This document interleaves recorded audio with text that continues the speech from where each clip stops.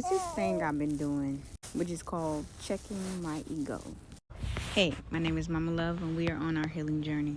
But yes, your ego can ruin relationships. Your ego will have you living in survival mode. Your ego will not let yourself be trusted. You will not trust your higher self, living with your ego being the first space. I had a problem with trusting people. I've always thought somebody was out to get me, and I had to check my ego. That's my ego trying to quote unquote protect me.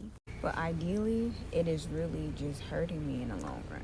We come to this earth, to this school, to overcome our traumas, to heal certain parts of ourselves so we can live heaven on earth. But you have to overcome the first, which is I. I equals ego. Say hey.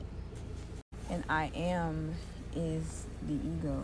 So I challenge you to step away from the ego. Because if you really think about it, we are everything all at once, all at the same time. And your ego will have you looking busted and disgusted.